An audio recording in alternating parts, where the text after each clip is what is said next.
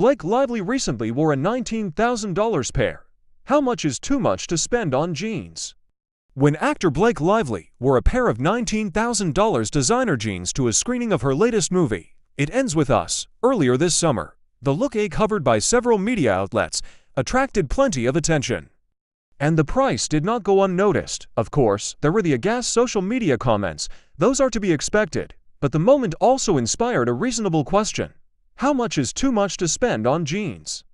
Featuring thigh-to-heel cutouts and hibiscus-shaped embroidery, the denim pants by Italian fashion house Valentino were styled with a simple white tank, Christian Louboutin heels, hoop earrings, and Lively's signature long tousled hair.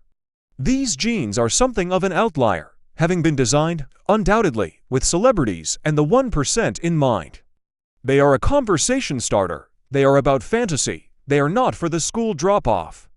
On fashion retail websites including Net-a-Porter and Sense, the most expensive jeans listed are nowhere near as pricey, with top figures mostly in the $2,500 to $3,500 range for brands like Jean-Paul Gaultier, Dolce & Gabbana, and Ralph Lauren. On Valentino's own site at the time, the next most expensive pair was priced at $2,700, reduced from $4,500. Still, granted, a lot of money for most people. Cheaper options are plentiful across the market, from classic $100 Levi's to newer denim brands, such as Mud Jeans or ELV Denim. Emphasizing their sustainable or circular credentials, jeans in this category tend to be priced around $100 to $500, so perhaps the real question is, with such a range in prices and so many options, how should you decide which jeans are right for you? And what are you really getting for your money? Shopping for a new pair of jeans can be an overwhelming process, and from the style of cut to the wash of the denim, there are many considerations beyond price.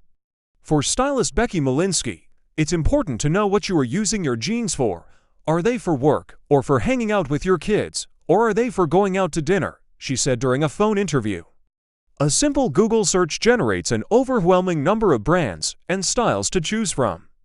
Malinsky, who also writes the popular 5 Things You Should Buy newsletter, looks to a few standout denim brands to see what they are doing with shape, silhouette, and color. From there, think about where your body type fits within some of these trends, she said.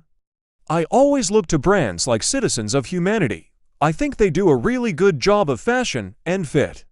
I'm a classic Levi's wearer, and I recommend it to clients all the time. I think the price is right. I also look at what the designers are doing.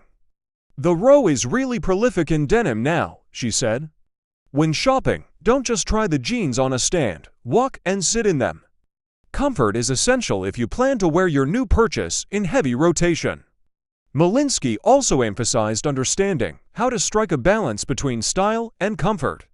Typically, more stretch equates to higher levels of comfort, but too much stretch will compromise shape.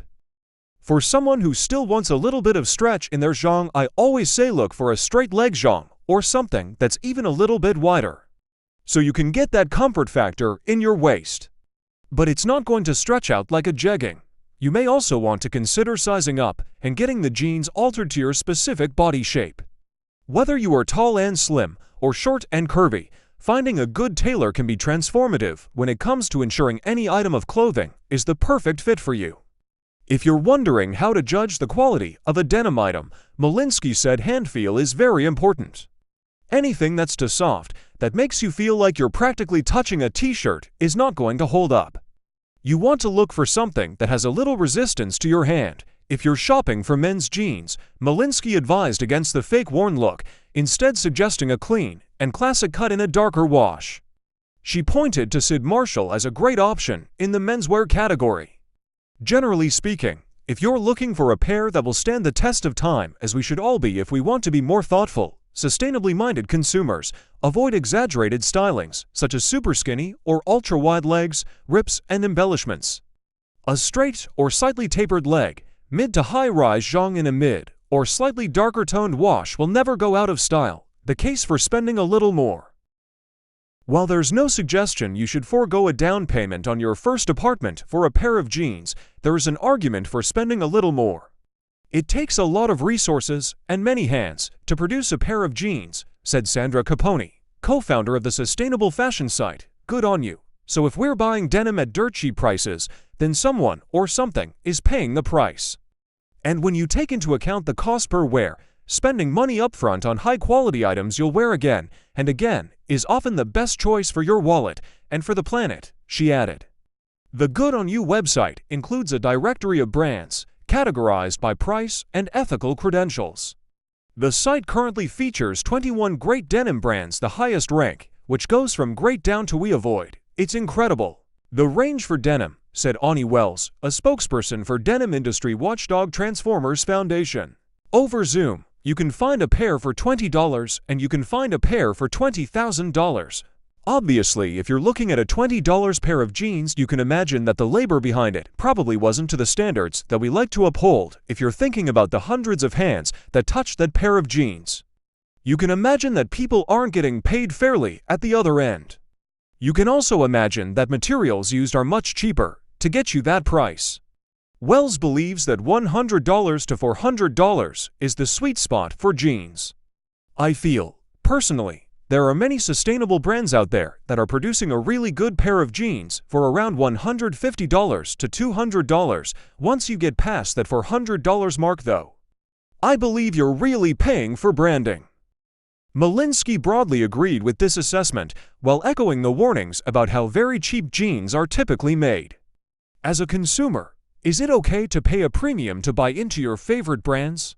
Sure, if money is no object or you're feeling flush, treat yourself to a pair of luxury jeans or even Lively's Valentinos, but you'll have to be quick, as they are already out of stock in various sizes online.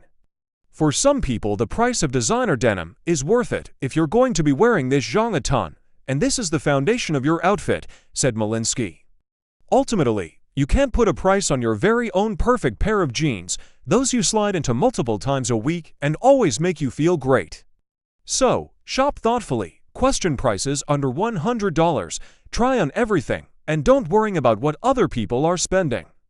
That said, if you're still shaking your head at $19,000 jeans in quiet disbelief, remember, last year, somebody bought a pair of Kurt Cobain's beat-up Levi's for over $400,000.